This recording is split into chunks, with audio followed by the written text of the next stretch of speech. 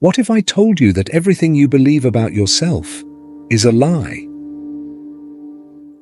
Socrates once said, "The unexamined life is not worth living." But have you ever truly examined yours? Most people live as if they are awake, yet they are only dreaming. The rustling of leaves fills the silence. Then the master finally speaks again. "Tell me, what is wisdom?" He speaks again, slowly, deliberately.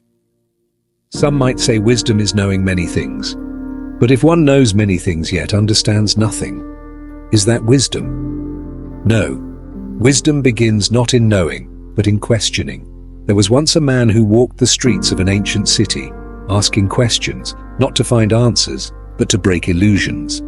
His name was Socrates, and today we shall learn to live as he thinks. The journey begins. The master sits in silence for a moment, his eyes half closed as if peering into the depths of existence itself. Then, with the patience of an ancient river carving through stone, he speaks.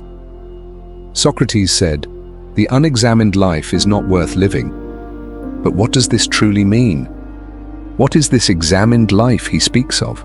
The wind stirs the leaves, the sound like whispers of those who have pondered this question before. To examine life is not merely to think about it. The mind, like the restless sea, is never still. It races ahead, clinging to desires, drowning in distractions, avoiding the depths where true wisdom is found. To examine is not just to think, it is to see, to observe, to witness one's own existence with clarity, free from illusions. The master looks toward the sky, eyes tracing the slow drift of clouds. Socrates did not sit in a grand hall, lecturing those who would listen. No, he walked among the people, artisans, merchants, rulers, and beggars alike. He did not tell them what to think, nor did he claim to possess truth. Instead, he asked, and he asked not to teach, but to awaken. Tell me, if you go through life never questioning why you do what you do, are you truly living? You believe something simply because you have been told. Have you ever really understood it? The distant chime of a temple bell carries through the air. The students remain still, absorbing the words. Socrates knew what we often forget, that most people move through life asleep, dreaming they are awake. They follow customs without questioning, chase desires without understanding, speak beliefs without knowing their origin. Their lives are not their own, but reflections of the world around them. The master lifts a cup of tea, letting the steam rise between his fingers. In Zen, we speak of satori, a moment of sudden enlightenment, where one awakens to the truth beyond thought. Socrates sought the same awakening, not through meditation, but through inquiry. His questions were like the ripples in a still pond, disturbing the surface, revealing what lies beneath. He gently places the cup down, eyes scanning the faces before him. And so I ask you, if your thoughts, your beliefs, your very identity have never been examined, how do you know they are truly yours? The gentle rustling of trees, the subtle creak of a wooden floor as the master shifts.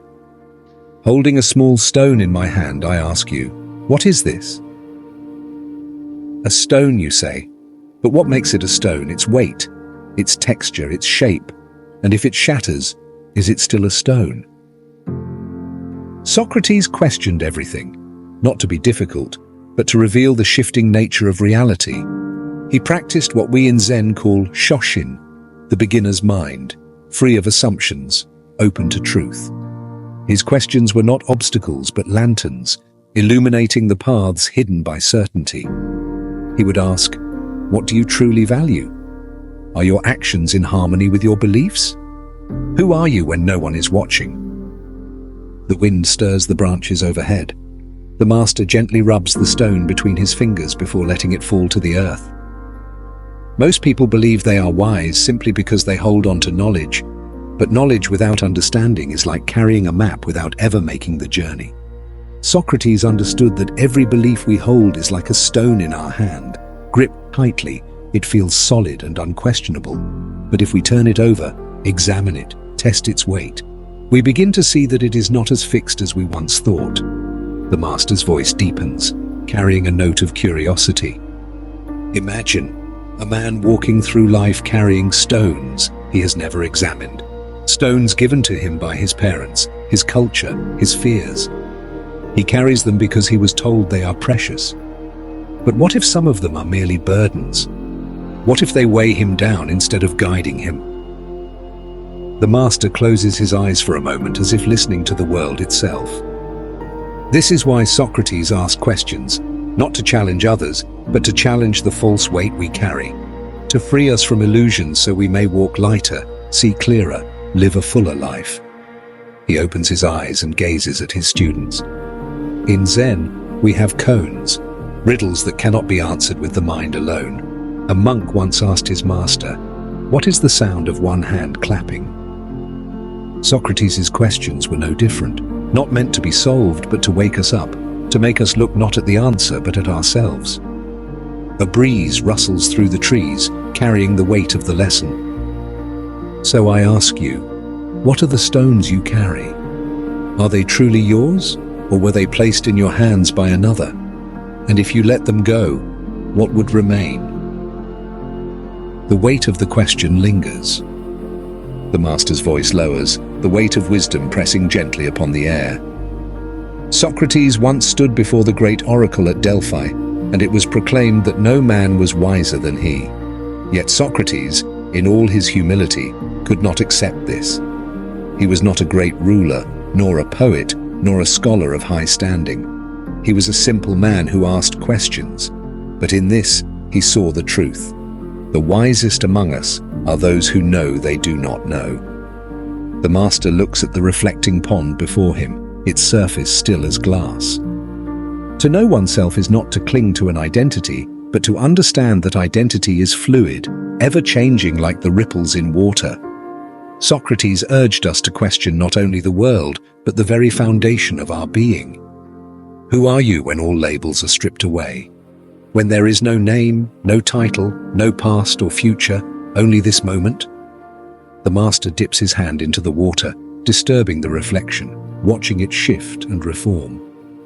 Most people live as if they are the reflection upon the water, mistaking the shifting image for the self.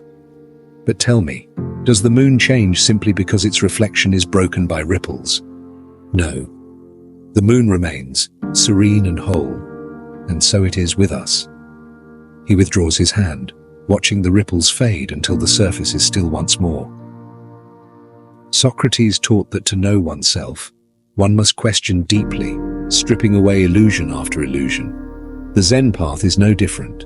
We meditate not to empty the mind, but to see what remains when the noise fades. The master's voice softens, carrying the tone of a whisper carried by the wind.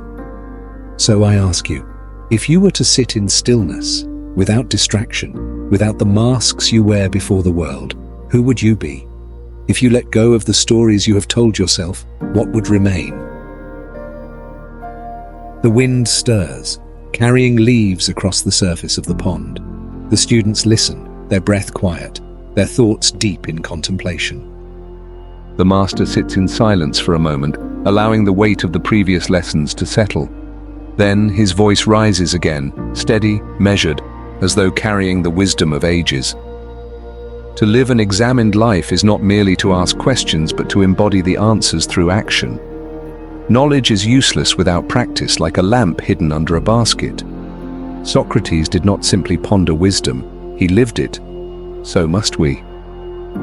A breath of wind stirs the leaves above, the rustling a reminder of time's quiet passage. There are 3 essential practices for those who wish to walk this path: awareness, alignment, and action. To examine one's life, one must first be awake. Most people sleep through their days, lost in the noise of routine, moving from task to task without presence. Awareness is the first step, observing one's thoughts, emotions, and actions without judgment. The master gestures toward the distant mountains. Imagine standing atop a peak, looking at the valley below. From this vantage point, one sees the rivers winding, the roads twisting, the villages waking to the sun. This is the view of awareness, the ability to step outside of oneself and see life with clarity. Socrates lived by a code: let virtue guide action.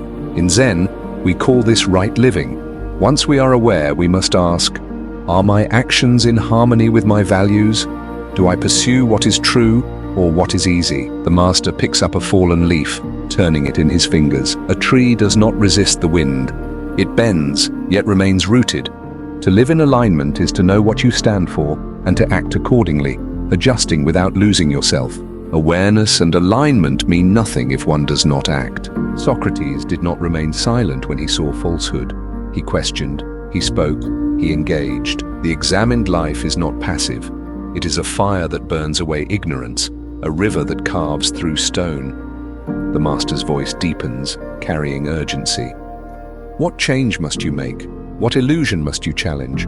What truth must you live? The wind breathes through the trees, the echo of an unspoken answer lingering in the silence. To examine one's life is to walk a difficult path, but it is the only path worth walking. Socrates accepted death rather than abandon truth. What then will you do with your life? The master looks at his students, their eyes reflecting the weight of his words. No one speaks. They sit in stillness, each contemplating the path before them. The master sits in perfect stillness, as if his words were meant to echo not just through the air, but through time itself. His gaze sweeps across his students, and then beyond them, as if looking at all who have ever sought the path of wisdom. Socrates once said, "An unexamined life is not worth living." But he did not mean this as a rebuke. He meant it as an invitation to wake up, to see life not as a sequence of events, but as a path that we must walk with awareness, with courage, with purpose. The breeze shifts, the leaves tremble, the master's voice remains steady, unshaken, like the truth itself. Every moment you have a choice, to remain in comfort or to seek the truth, to repeat what you have been told or to ask the harder question, to drift or to live fully, consciously, awake. His hands rest lightly on his knees, his posture relaxed yet powerful, embodying the very stillness he speaks of. Socrates drank the hemlock rather than betray his truth, but we have no such cup before us, only the vast open sky, only the questions that call us to grow. He pauses, letting his words settle, like stones sinking gently into a still pond. So tell me, what will you do? What question will you ask today that you have never dared ask before? What truth will you pursue even if it shakes the ground beneath you? His eyes lock onto the unseen viewer, his presence stretching beyond time, beyond place, reaching through the screen, through the silence. If this journey has stirred something in you, if it has made you question, made you wonder, then you have already begun. Share your thoughts below. What is the question that has been waiting in your heart, unanswered, unspoken? And if you wish to walk further on this path, then join us. Subscribe, share, stay with us. The journey of the examined life is long, and no one walks it alone.